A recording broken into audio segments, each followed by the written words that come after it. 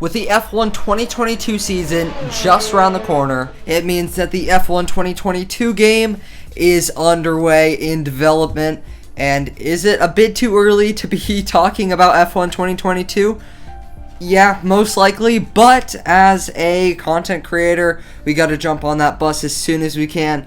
And I'm super excited for F1 2022 because I think it's going to be a massive leap from F1 2021. In my opinion, this year's game was a bit of a disappointment. We had that preview build with the big damage, and the game was looking good. It was looking really good. Then they removed some features, and it really just dumbed down the quality of the game. And there were some features that were only on next gen.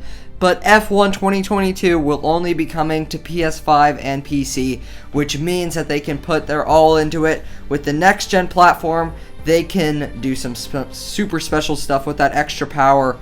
And hopefully we can get a super good game, which I'm expecting, and I have high expectations for this new game.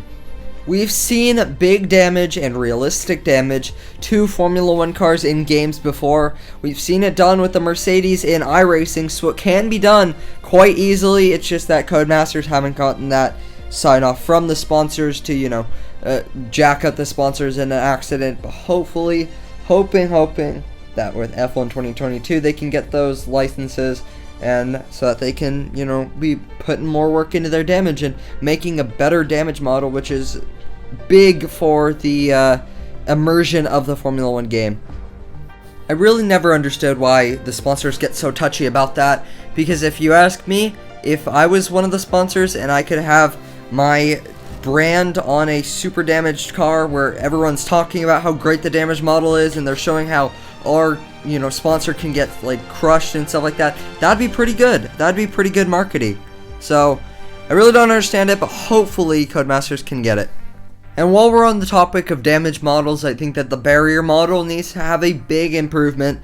In most games, or if not every game other than I think BeamNG Drive, the barriers act as rocks, and the immersion for that is horrible, as it's super unrealistic, which is really disappointing, because imagine how cool it would be. You're coming into a barrier at 100 kph, trying to slow down through the gravel trap, and you hit the barrier and it deforms and absorbs the impact of your car, or you lose it at 200 miles an hour, hit the first barrier, slide into the Tech Pro barrier, and it absorbs your impact. If I was Tech Pro and I was that company, I would personally ask Codemasters to, make my barrier able to deform, because obviously that's good marketing to show that your barrier is protective, and I think that would be really cool.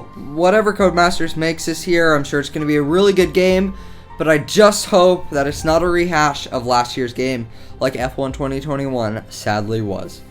Let me know what you guys think down below of F1 2022 down in the comment section below.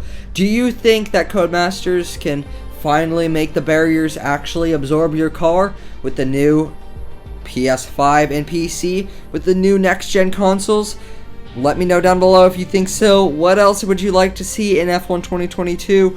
Obviously, this video mostly touched on F1 2021 and how it was a disappointment, and how F1 2022 could come with better damage, but obviously there's so much more, such as customization, which you could see a few images of possible customization options, and also just physics updates altogether.